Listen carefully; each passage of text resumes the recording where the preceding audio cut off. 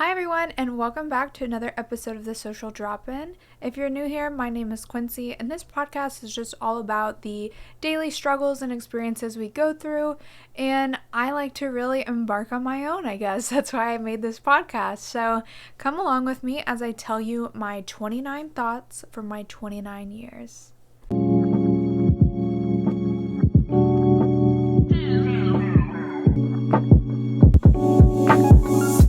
Most of you guys probably don't know that it's my birthday in about a week. I'm super excited. I'm going to be turning 29. It's not the most exciting birthday to be turning 29. However, if you know me, I am a super huge birthday person. So I'm super excited to actually be celebrating my own birthday. And I've got some awesome plans coming up. My husband Brandon and I are leaving for Portland, Oregon in the morning tomorrow, and we'll be gone for the next week. I'll get to celebrate my birthday with my best friend Nicole, and we'll be able to just have a good old time and check it out and see how it's going. I thought that it would be a really fun episode to tell you 29 thoughts that I've had over the past 29 years. More specifically, kind of adult lessons that I've learned in life and things I've just sort of learned in the last year, basically, from the age 28 to 29. I have learned a lot, and I'm super excited to be kind of sharing some of these things. You might have experienced some of this stuff before, or maybe this is something that you needed to hear, and I hope that this will be entertaining and very exciting to listen to. So I'm just going to go ahead and get started. The first thing I have on my list, this is kind of a huge lesson that's been a hard pill for me to swallow, is there is a big difference between real friends and drinking buddies. I live in Austin, Texas, and my life is sort of based around the idea that I am able to be accessed to friends very easily. Brandon and I chose this house because it's close to downtown to where we can easily have access to the city. I have a car because of this, because I like to travel so much. I have kind of based my life around being able to socialize in a easy and accessible way. I don't live my life for my friends, however, my friends are a big part of my life. And the culture in Austin is really centered around socializing as well, but usually it is socializing with alcohol. This is no stranger to me. I've pretty much drank every year of my adult life, so I'm not not used to it. However, it came down to the last couple years of my life and trying to become a little bit more conscious of my drinking habits and becoming a little bit sober curious that I started to realize over short months here and there, a lot of your friends really fall down once you start trying to prioritize yourself and stop drinking alcohol. I, for the last 2 months, haven't been drinking. I can tell you that I have had probably a total of 5 people hit me up and try to hang out. How am I doing? Hey, I haven't seen you, whatever. In addition to the no drinking, I kind of took myself off my personal Instagram account just because I needed a break overall. And that's been more than 3 months at this point. So I haven't had a whole lot of access, and a lot of people haven't had a lot of access to me. And so to see sort of this huge number kind of shrink down to 5 has really given me the opportunity to see who my real friends are and how much of a drinking buddies I have, really. It shows me that a lot of the people that I have centered my life around and spent time with really are, they're friends of mine, don't get me wrong, but majority of it is just people that you see, they're acquaintances, you enjoy their company, they enjoy yours, and that's all it is. There isn't a whole lot of substance to it, and I think that was a really hard pill to swallow for me personally, just because I am the type of person to kind of take somebody into my life and really just love and adore them. I love to celebrate people, their birthdays, their accomplishments, anything. I really take it serious being a friend, and I think that now turning 29, I have found to just let people go and let people come as they please. You can't really force a friendship or people to care more about you. It is what it is. And I think the sooner that you can kind of understand this, you'll stop watering dead plants, as I like to call it. This second one is actually really important. I don't even know why it wasn't number 1. So this is my very first year being medicated. I haven't really spoken about it on this podcast, but I am bipolar type 2. I have rapid cycles and I have kind of just all the symptoms that come along with that. I have been diagnosed with that several times. I have never consistently taken medication to sort of help that. And within the last year, actually just the last like 7-8 months, I have gotten medicated and it's changed my life. Imagine that. But no, seriously, I honestly didn't realize that life could be this way. I thought that life was always going to be living in fight mode, and it's been a huge change in my overall well-being, in my mental state, how I socialize with people, how I'm able to communicate with my partner, with my friends, my family, my jobs. It has made a huge difference, and it allows me to see the world through a lens that I had never seen before. So I am so grateful to my psychiatrist, to my therapist, to the medical team that has really helped me throughout this process, and it is the biggest change I've had in my life. I really can't stress it enough. I am so happy to finally see the other side of the street. I don't want to go too much more in depth about that. I'll probably do a whole episode just talking about my diagnosis and just mental health in general. So that's just kind of how I'm going to leave it. But that kind of falls into number 3, and that is being bipolar. This is a diagnosis that I will have with me for the rest of my life. I personally can say that without a shadow of a doubt, that this is going to be something that I have to work at. It's going to have to be something that I am paying very close attention to. It's not missing a few days of medication. It's not skipping therapy. It's not prioritizing that health. I have to do that because this will always live with me. And if I don't prioritize it, it will be a lot of ups and downs for me. And unfortunately, that will happen throughout my life unless I make it a part of my routine to take care of it. Having this diagnosis for the rest of my life isn't going to be something that's like daunting to me, I guess.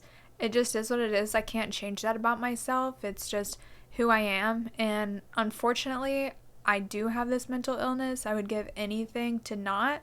However, it's just something I'm going to have to work with and work on. And I think that that's just something that I have learned over this past year. So number 4 is really important, I think, for me, just specifically because I am such an outspoken person that has so many really firm beliefs.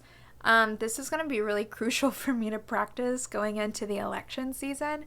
I think that it's important to note that people are going to have opposite views as yours.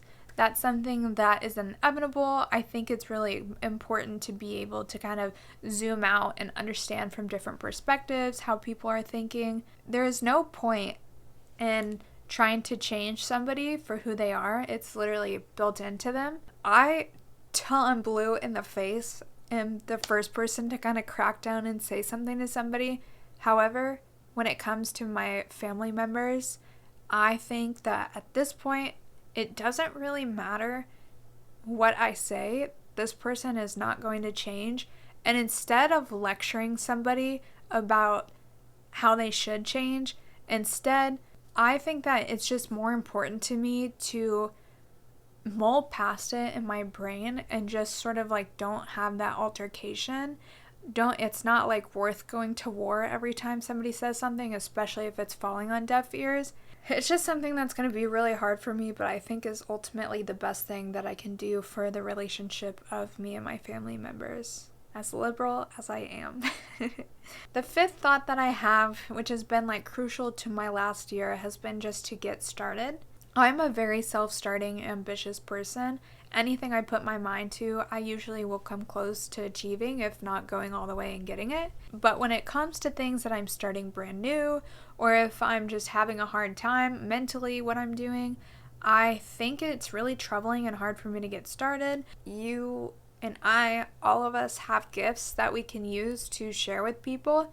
And if you're not sharing your gift because you think that it's not worth hearing or it's too much work, you are capable of so much more than what you give yourself credit for.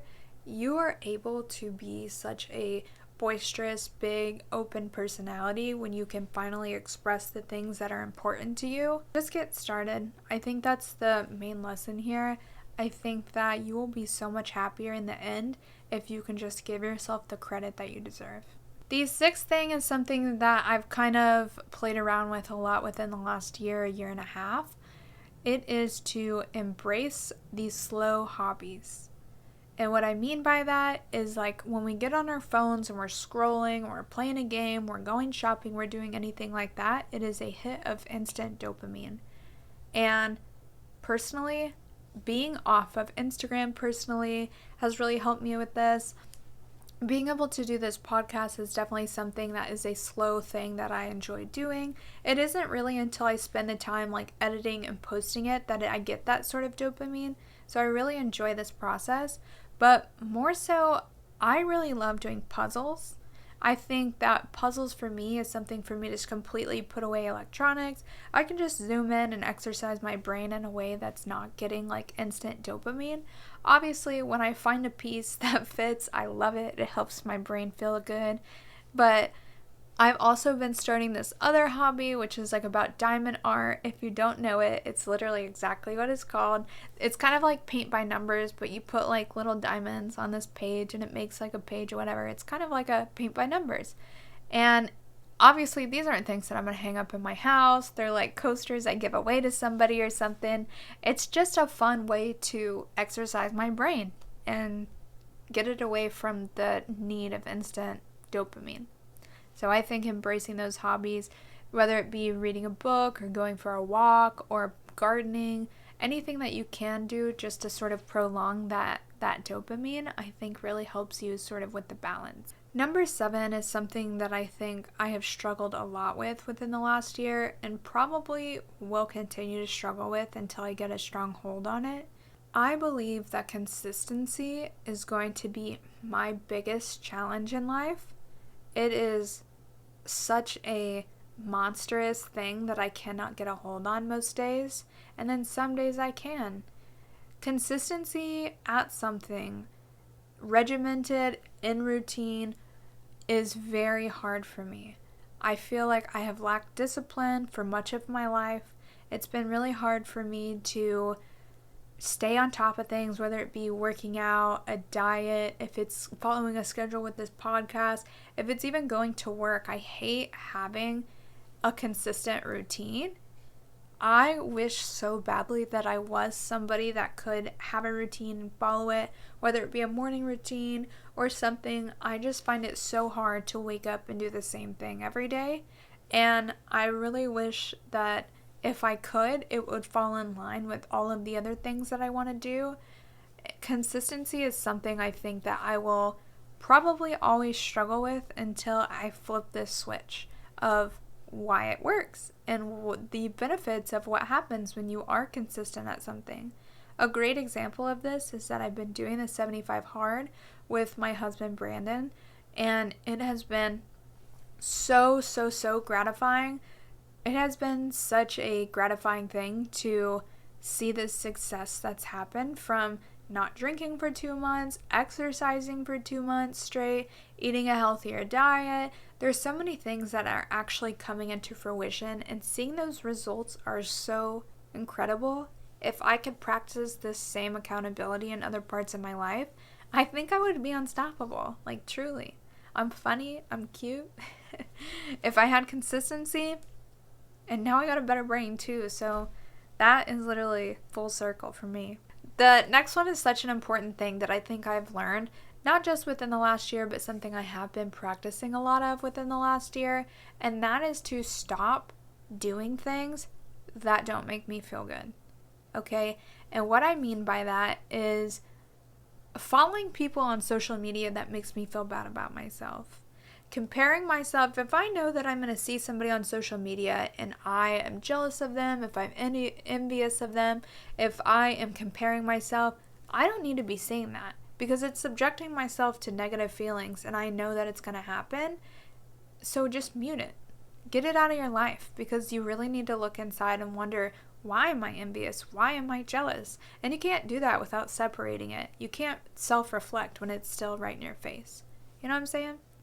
There is a band that I love. They're called Movements. They're a pop punk post-hardcore group. I really love their music. I have spent a lot of my life listening to them in really dark places, so every time I listen to their music, I kind of get these flashbacks and feelings of when I was severely depressed and going through some really tough times in my life. And as much as I don't want that to happen when I listen to their music, it does. So I stopped listening to them. I stopped putting myself into that negative space by just eliminating it altogether. I think there's a really big practice of eliminating things in your life that just don't suit it, that's not useful to it anymore. This next thing is that everything is a choice. Number 9, something that I think everyone could stand to hear about. Everything is a choice in your life, whether that is starting to exercise and feel better about your life, start that band that you've always wanted to, if you want to end a relationship, if you want to quit a job, if you want to do anything like that, but you're really dragging your feet to do it, that's still your choice. Like, you are choosing to not change your life. You are deciding that this is something that you're going to allow continuing in your life.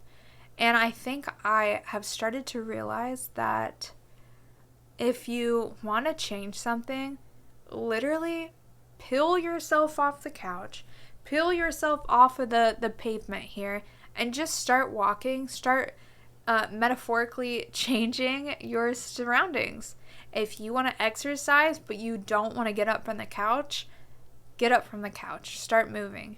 Your brain is telling you, oh my God, no, I really just want to lay back down. Just keep doing it, and your brain will follow suit.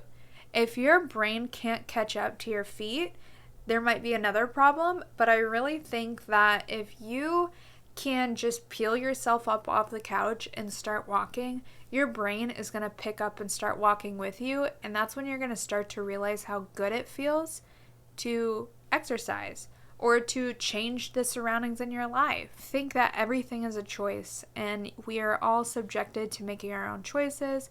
However, you're never going to change if you stay in the same place. So try something new, decide something different. There you go. Number 10 is using a thought record is a very healthy practice that I use in my life. I started DBT, which is an abbreviation for cognitive behavioral therapy. This is something that's brand new to me. It's a form of therapy I hadn't experienced before. However, using a thought record is very common within this form of therapy. And a thought record specifically is broken down to 4 categories. So first you have this event. What's happened? There's a situation that's happened that's provoked you to think this certain thing. That's the next category, is thoughts. Once you have these thoughts, then it's going to make you feel a certain way. The next category is feelings. How did it make you feel? The last category is an alternate thought to what you originally said. So, recently, to give an example, out of nowhere, I started feeling really negative about the work that I do. And I started thinking like, oh my gosh, like I'm going to lose my job. I'm not going to be able to make money. I'm going to start scrambling. I'm going to do X, Y, and Z. And it's like, I told Brandon this and he's like, why are you thinking like that? Like, you literally just had a great meeting. Like, he was like, go do your thought record. And honestly, it was really helpful advice to follow, because I was able to put that into the event that happened, me thinking this, my thoughts on it, which were I'm not going to be able to make money, my feelings being really anxious and worried and nervous, and then the alternate thought, I'm doing great. Like, no one's indicated that I'm not doing a good job. Like, I'm perfectly fine. And it is through this thought record that has really helped me practice better thoughts and turning negative thoughts into positive ones. It's something I think everybody could benefit from. Specifically, it's helped me a lot. Number 11 is something I've been told my entire life. It's something I still struggle with day to day, and it's something I really honestly need to work on. However, right now, I haven't figured out how to do this, but I think just identifying it and sharing is something that is useful, and that is that I am very, very, very hard on myself. I don't know how or why this happened, but I find it truly difficult to celebrate my success or to excite myself with things that I have done. It's like I have this inner critic that is always telling me that I should be working harder, that I didn't work hard enough, that I could be better. I cook a lot in my house and I am the worst critic about my food. Brandon is so quick to tell me how delicious this meal is, and then I'll be like, oh, well, it's missing this component, or it's missing this, or for example, not drinking for 2 months. I'm getting to the end of this, like literally it's August 1st, and I have gotten to the end of this challenge thinking that I haven't gone long enough, that I haven't lost enough weight, that I haven't worked on myself mentally enough. And that's so garbage because I have worked so hard and I have been consistent in ways that I have never been in my life. And I think that deserves a recognition, and I think that, even me saying this out loud is still something that I'm kind of not even believing, So it's very hard to be hard on yourself, and it's something I need to work on. The next one, number 12, is about my dogs. I have 3 dogs. I have a older senior German Shepherd. She is 10 years old, 10 and a half. She and I have been through everything together, just her and I. And then I have Chester, which was introduced in my life when my husband and I started dating. Chester is, I think, 6 or 7 years old. He is a little French bulldog angel. I love him. And then I have a brand new puppy. Well, she's 9 months old now, but she's brand new in my heart. She is just a puppy. I call her a love puppy, sweetie pie angel. She's seriously just such a sweet, innocent, not exposed to craziness puppy. I struggled a lot with this, even from purchasing a puppy to how it's going to affect my love for my different dogs. And I have come to terms with the fact that I am able to love all of my dogs in different capacities. It doesn't make me love anyone less. Okay? I have such an emotional bond with my dogs. Chester even is like in my crisis plan. It's like, okay, when I'm feeling the worst of the worst of the worst, go grab Chester and give him a hug. Like, he is my emotional support dog. And I really have so much love for all of my animals. And I started to get really nervous about getting a younger dog just because I felt like I wasn't giving my other dogs enough attention or enough love. And honestly, it's been so awesome to see my youngest dog interacting with my oldest dog and then becoming best friends, but also the youngest puppy cuddling with the middle child. And like, I don't know, it's just such a fun thing, and I think that it was really hard on me at first, but now I'm understanding that all of them deserve different kind of love and also equal love in different ways. Number 3 is also about drinking, and it is that no drinking has shown me that I actually do have social anxiety. I am very good at being outspoken, introducing myself, asking people their name, re-asking somebody their name, deciding what I want to eat at a restaurant, and being able to say that. I'm able to really put myself out there in so many different ways.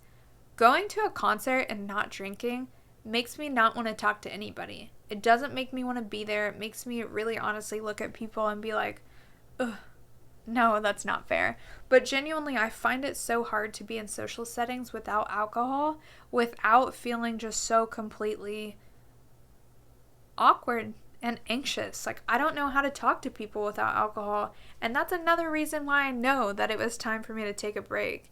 And still practicing this with my close friends who I know and who I can like sit down and have lunch with and it doesn't bother me, perfect.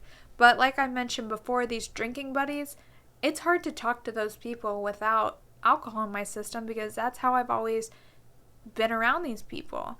And so it makes me anxious whenever I'm around those people not drinking. And I think just in general, doing things in a vulnerable setting that I am not used to without alcohol. Okay, this 14, this is something I recently have decided to implement in my life and really step back and implement this in my life. I think that I don't deserve anybody an update about what's going on in my life. And even more so, if you are not putting in the effort to learn about what's happening in my life, I don't owe you anything. You don't get a text back. You don't get a, hey, how are you? You don't deserve anything in my life because you're not a part of my life. And if I'm going through a tough time and people want to know about it, I really don't deserve them an update. If I'm having a great time and people want to celebrate me, that's great. I don't need to. I don't have to. I don't owe anybody the courtesy of access to my life, and nobody deserves an update about how I'm doing, whether it's good or bad or ugly. And I think that this is the access to me that I'm starting to revoke and regain. It is the power I have been given to people and learning so much about my life. And I am a very public person. I'm very vulnerable. I'm sharing really intimate things about my life, even just on this podcast alone. So it is hard for me to sort of regain this power. However, moving in silence and regaining my power and eliminating this negative space between me and everybody has given me so much control and power over how I share my life. And I love this. It's something that I will continue to incorporate in my life. And yeah, I think it's a really important lesson. The next one is very sweet. It is number 15, and it's that the love I share with my husband, Brandon, is unlike any other love I've ever experienced. And I know what you're thinking, like, of course, well, he's your husband. But it's more than that, because I have been in love before. Whether it's friends, whether it's partners, whether it's my parents taking care of me, whether it's the stability of a job, whatever it is, I have found that within a partner, and they have made me feel like it's the first time. There is nobody that knows me better than my husband. I have a really close best friend. She and I have experienced much together in life. However, our relationship actually is so different than my husband and I's. We have gone through everything, terrible, bad, ugly emotions, beautiful emotions, seeing things for the first time together. All of these things I can't imagine doing without my partner. I have so much love in my heart, more than I have for anybody else. I don't want to go through another situation or negative feeling without my partner, because I know that they're going to help pick me back up and give me the comfort. If I go through something beautiful, I don't want to experience it without my husband there, because I want to experience this together. This is something that I am truly grateful for finding love like this at such a young age. I mean, I am 29 and I'm married, but I think that there's some people that go their entire life without feeling this, and I am just so grateful to have a love like mine. Okay, this next one is kind of silly, but I thought that this is something I should share, and it is that sleeping in makes me feel like a shitty person. And so to sort of like dive more into this, I have had jobs that I have to be up at a certain time. I've had jobs where I don't have to be up at a certain time, but just get things done by a certain time. I've worked for myself where I get to make my own hours and do whatever I want. I've had several different places in my life where I have had to time manage myself. And I hate everything that involves me having to get up early in the morning. I'm a very punctual person, and so if I have to be somewhere at 9, I'm getting up at like 6:45 or 7. I hate that shit. I hate having to get up early, so when I have the opportunity to make my own hours, and I can sleep and wake up when I want to, when I wake up at 11 o'clock, I feel just terrible about myself. And I don't know why. Nobody is telling me I have to wake up at a certain time, so I'm taking advantage of that guilty pleasure. But sleeping in makes me feel so bad because I feel like I'm wasting so much time. It's just something that I've identified in myself. The next one, number 17, is something that I think everybody should repair within themselves, and it is complimenting themselves. I find myself so much, like I said, being such a tough critic on myself that I find it hard to give myself compliments. And within the last 6 months, I've decided to start just saying what I wish people would say to me directly to myself. It's like I get this dress and I love this dress. It's like an athletic one. So cute. I put it on. I'm like, oh my God, I look so good in this dress. Like, it's perfect. It enhances all my features. Like, I love it. I look so sexy, gorgeous, beautiful. Chef's kiss. And it's so funny too because I will like every morning basically when I get an outfit, I'll like go and show Brandon and he'll be like, oh, that looks great. Like, you look so gorgeous, beautiful. And I'm like, I know, I feel so beautiful today. And I am, thank you. And it is not conceited of me. It's not conceited of yourself to think highly. In fact, I look at those experiences and just think that I am repairing that relationship with myself of the times that I've always told myself that I didn't look good, or I have to be skinny in order to look beautiful, or I have to have my hair done or makeup on to look beautiful. I don't need to do any of that. I already am beautiful. Okay, the next thing is number 18, and it is that I know that fabric softener has changed my life. This is so silly. I've used fabric softener here and there throughout my life, but nothing makes me feel more bougie than putting fabric softener in my clothes and pulling them out and smelling how good they are. It's like, yeah, of course I smell good. It's because that fabric softener. Well, first of all, it's because I wash my clothes, but two, fabric softener just makes me feel so bougie. I know that's silly, but it's true. The next one is number 19. If you know me, you know this about me. Traveling is my biggest passion. It's what I love to do most in the world. It does involve spending money. It does involve a lot of time and effort to do, but it is what excites me more than anything else. It's the only thing I want to spend money on. It's the only thing I want to spend my time and effort on. It is my biggest passion in the world. It excites me more than anything. It gives me the excitement to plan something and to look forward to something. It allows me to educate myself on history and culture and food and expand my palate and my access to things that I hadn't had access to before. It really expands my mind in ways that I haven't found anywhere else. So, I love traveling. It's something I think continuously throughout my life. Every year I get older, I think that's going to continue to be my biggest passion. Okay, number 20 is something that I have learned in the last 2 years about myself, specifically within the last 6 months. I have learned that owning a queen king size heating blanket is the bee's knees. I know you're thinking like, what the hell? But I bought one for my mom for Christmas last year and I got it out. I was like, I would have been using a heating blanket prior to that pretty consistently, especially in the like winter months. I love to be cozy and warm. But I got this new one for my mom that was huge and I was like, well, let me just try this out. And I took it out and I put it on. I turned it on. There was no going back. Literally every single day since then, I have used this heating blanket, and I am in the thick of it, summertime in Texas, where it is like just the hottest time of the year. I'm still using my heating blanket every single night, okay? And I will turn it up to like level 10 for like 1 hour. I'll get my little cozy fix, and then it'll turn off, and it'll be the perfect thing for me. I love it. Brandon and I sleep with the fan on every single night. We keep our house set to like 69 degrees. We love to be cool. But when it's nighttime and I'm chilling, I'm trying to be cozy. Okay? I love it.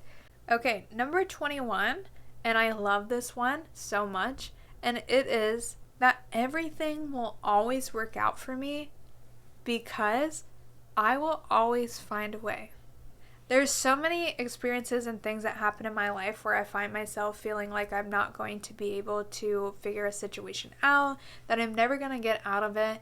And quite literally, when I have those type of feelings, I will just cut it off right then and there and be like, nah. I will always figure out a way to do whatever it is that I want. Or if it's get out of a negative situation, how am I going to get through this? I can't wait this long to do something. It's like, well, time will pass. I will, like, eventually it will happen. Like, it's inevitable for time to move forward. I will get through this. There's no way that I'm going to spend the rest of my life feeling this way. Like, I'm cutting it off. Like, it's not happening. I will always find a way to do exactly what I want, or feel exactly how I want, or get through time that's passing, because it's always going to work out. Things always work out. They always do. Okay? The next one is something I've been practicing a lot within the last 2 months. It's something that I've kind of dabbled in here and there and really tried to be consistent at, but have really practiced it a lot within the last 2 months, and that is expressing and practicing gratitude. I have begun to jot down things that I'm grateful for, just creating little lists here and there. Sometimes it's silly, like my iPhone or my MacBook or this Shure mic. And then sometimes it's like, I'm grateful for the ambition that I have and the resiliency that helps me get through tough situations time and time again. Sometimes it's about like the sun and the moon. Sometimes it's about my parents and their health. There is always something to be grateful for, and the more that I take myself out of the thought process of, well, I wish things could be like this, I wish I had this, I just long for more, and actually look at the fact that I have so much already, the fact that I own a house over my head, the fact that I have an iPhone that can record this video, and a Shure mic, that a lot of people don't have the opportunity or access to a Shure mic, or to having like production lighting, or a Focusrite box. Like, I am so lucky to have this. Like, I'm getting off on it right now, but like, it gets me off, you know what I'm saying? I love gratitude, and it always helps me feel better to sit there and alter my brain chemistry by just switching the script and being like, I'm so grateful that I'm here. Highly recommend. 11 out of 10, being grateful. The next one is about silky pajamas. I am the biggest slut for silky pajamas. I love them so, so much. There is seriously nothing better than putting on a nice, clean, fabric softened pair of silky pajamas and getting into bed with my heated blanket. Oh my gosh, it's unlike any other feeling. I'm a huge Goodwill lover. I love, love, love Goodwill. Every time I'm there, I go to the pajama section. It's like the only place I buy my silky pajamas, and I will only buy them if they're in matching sets. So I have like a bajillion pairs of matching silky sets of PJs. It's like my favorite thing, I swear. There is honestly nothing better than kind of having a shower, okay, getting out, doing your detangling your hair, taking off all your makeup, and doing your skincare routine, brushing your teeth, putting on those silky PJs, getting into bed, taking your medication, your medicine, your melatonin, whatever it is, having a little Stanley, and hopping into bed. There is like no better feeling. My favorite time of the day is nighttime. I love laying in bed, watching TV with my partner in my silky ass pajamas and my heating blanket. And my doggos. I love to cuddle with them, and they love to be near me in that heating blanket. The next one is something I highly recommend, and it is investing into a good therapist. Finding a therapist can be really difficult with somebody if you don't know what to look for. And I think that if you have a hard time just being sort of honest with yourself and getting into that space, you don't really know what to look out for, or if someone's being like kind of even good or bad until you get into that space. For me, I have to feel somebody out for a couple times. I had a really great therapist for a really long time. It wasn't until like the end of the year last year that I switched to a new therapist, which is this one that I'm doing CBT with, and it has been a 180 experience. And I'm probably alluding a lot of that to the medication as well, but I'm doing a new form of therapy that has helped me so much. And it is something that helps my brain see things in a different light that I had never seen before. And I think that everybody can have that type of experience with therapy. I genuinely believe that everybody could benefit from having a therapist, and people that have a hard time getting to that point of even wanting to try and then getting over the hump of actually doing it and finding a therapist, but having a negative experience deters them from it, or they find a great person but then stop going. It's like if you mesh with somebody and you can get to that space of therapy and find a good therapist, you're really going to change your life. It is life altering to invest in yourself and invest in therapy. I'm such an advocate for mental health. It's truly, again, my second biggest passion. Number 25 is something I have known throughout my entire life, and specifically within the last 2 to 3 years has been something that's been really crazy important for me, and it's something my mom has said to me forever: messy bed, messy head. So essentially what this saying means is that if you're going to have a space that's like funky, that it has shit everywhere, that you're not taking care of your space, that's going to in turn mean that you're not taking care of yourself. It means that you're going to be in a funky place. When you take care of your surroundings and you live in a clean environment, your head's going to be clean. You can see things so much more clearly. Personally, I have a touch of OCD, so this really is for me. But I started to implement something with Brandon, and we started calling it the closing shift. And before that, it was just like a quick little 15er. And we started calling it the closing shift, and it's like 15 minutes. We'll set a timer, and we'll just go through the entire house and do anything that we can to quickly clean up the place. And you'd be surprised by how much you can get done in 15 minutes. In fact, the 15 usually feels like 30 because you're like kind of wrapping things up by the end of the 15. It's crazy. By the two of us doing this, we open it up to like, seriously, I don't know, double the things getting done within 15 minutes. I love it. Next is going to be, I'm going to rapid fire through these real quick. The next is going to be that traveling with Brandon is the thing that makes me the most happiest in the world. I've touched on the travel already and how it's my passion. I've touched on my love with Brandon. Putting those two things together genuinely makes me the happiest person in the world. I don't want to go on another trip ever that doesn't include my husband. And I know my best friend Nicole is going to hear this and be like, bitch, but no, seriously, like anything that my eyes see for the first time, I want Brandon right next to me seeing it for the first time too. Okay? Next thing is, it is right to distance yourself from people that make you feel uncomfortable. I have experienced this a lot within the last couple years, and I think it's important and most important for you to step away from the things that are making you feel bad, from feeling uncomfortable, that you're in a space where you don't feel right, where the energy is off. Walk away from it. Keep yourself in a place where you feel good, where the energy's good. When you're around people that want to be around you, you're going to feel good. And I think it's perfectly okay to put people on block, get them out of your life, leave that job, do whatever it is, cut that client tie, be done with it. It's not serving your life. The next one is 28, and it is about music. Music is so important to me. It's something that I will continue for the rest of my life to hear and get emotional by. I love music. It's what brought me my career, my business. It has brought me so much closer. That's how Brandon and I met. It's allowed me to see a world in a different lens than I had before. I can travel and see shows. I can listen to a song and it'll make me cry.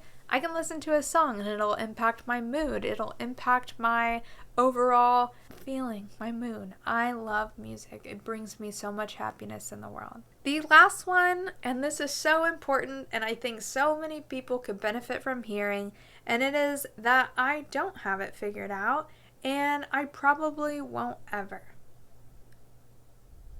And I'm okay with that. I feel like I have spent so much of my life getting to a point where I have to have everything figured out, that I have to have my career figured out, that I need the perfect house, the perfect aesthetic, I need to have the perfect style, I need the perfect body, a perfect mindset. I have come to those things in different ways, in different forms, where I feel like I am all together. And then something will happen and it'll show me that I'm not. And it gets discouraging at times because it feels like you never can have anything be good all at the same time. That's not life. Life isn't always going to be 100%. life isn't always going to be perfect. If you have a really great day, you're also going to have a really bad day at some point, and that's okay. You can't predict and you can't alter things in life. You just have to understand you won't always have it figured out, and that's okay. I feel okay with that in my bones, that I don't have to know everything and I don't have to have everything figured out. Things are going to come and go, and I just have to learn to accept them and be grateful for what I do have and what's presently in front of me. And right now, it's the end of this podcast episode, and I just want to say thank you so much for listening. I know this is a pretty long one, so thanks for spending your time with me. I really appreciate it. If you are listening to this episode, I don't know which episode it is. I think it's 7 now, 6 or 7. And so if you're liking it so far, I would please ask that you leave me a review. This is going to help send out my podcast to other people and just overall make me happy. And yeah, thanks again for spending your time with me, and I hope you have an incredible rest of your day.